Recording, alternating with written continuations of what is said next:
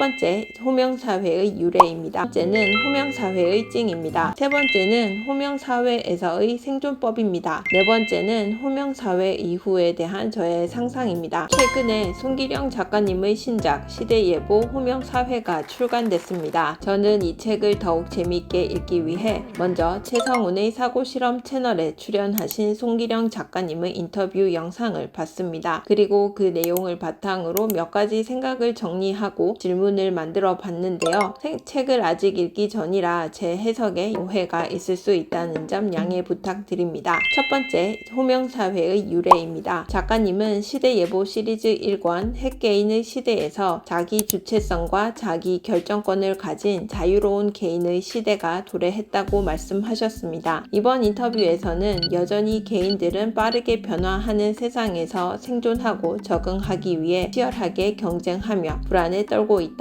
하지만 그 중에서도 혼자서 앞으로 나아가는 개인들을 발견했다 라고 하셨는데요. 이런 개인들의 서사가 호명사회라는 키워드를 만들어낸 배경이 아닐까 생각해 봤습니다. 두 번째는 호명사회의 찡입니다. 작가님은 호명사회의 특징으로 유동화와 극소화를 언급하셨습니다. 두 분의 대화를 바탕으로 그래프로 표현해 봤습니다. X축은 극소화, Y축은 유동화로 볼 수 있을 것 같은데요. 과거의 장인들은 4분면에 존재하고 대량 생산의 시대에는 3분면으로 이동했죠. 지금은 생산자들이 1분면으로 이동하고 있는 것 같습니다. 이 1분면에 속한 생산자는 퍼스널 브랜드를 지닌 사람들이 아닐까요? 기계 덕분에 대량 생산의 시대를 살았고 이제는 기계가 할 수 없는 일을 찾는 시대가 되었습니다. 정반합의 논리로 기계가 시대의 변화를 이끌어내는 건 아닐까요? 세 번째는 호명사회에서의 생존법입니다. 호명사회에서 어떻게 살아남을 수 있을까요? 작가님은 자신을 설명할 수 있는 고유의 수식어를 갖는 것이 중요하다고 하셨습니다. 이름이나 직함 대신 나의 일이나 역할을 설명할 수 있는 특별한 표현을 가져야 한다는 것입니다. 이 수식어를 갖는 과정은 쉽지 않겠지만 어제보다 나은 오늘을 만들어가며 성장하는 것이 중요하다고 하셨습니다. 이렇게 내실을 다지며 수식어를 얻으면 은퇴 후에도 두려움 없이 나만의 가치를 이어갈 수 있겠죠. 수식어로 호명된다는 것은 축복이라는 생각이 듭니다. 네 번째는 호명사회 이후에 대한 저의 상상입니다. 저는 1분면에서 2분면으로 이동하는 변화가 일어날 것이라고 생각하는데요. 기계와 인공지능의 발달로 생산성이 높아지면 사람들이 일하는 시간이 줄어들고 주 4일 근무제가 정착될 거라고 생각합니다. 그렇다면 남은 주 3일은 무엇을 하게 될까요? 저는 사람들이 이 시간을 자아실현에 투자할 거라고 생각하는데요. 음식 만들기, 공예품 제작, 식물 재배,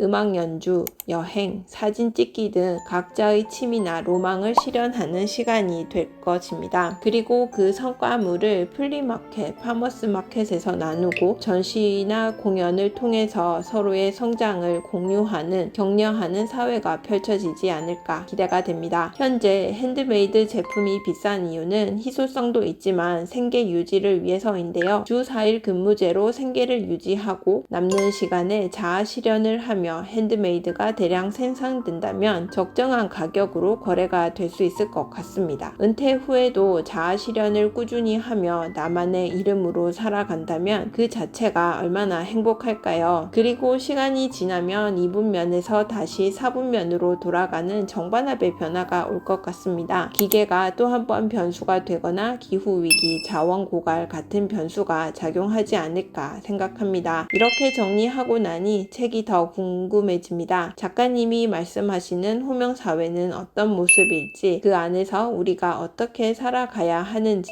그리고 시대예보 시리즈 3권, 4권은 어떤 방향으로 나아갈지 기대가 됩니다. 여러분의 생각은 어떠신가요?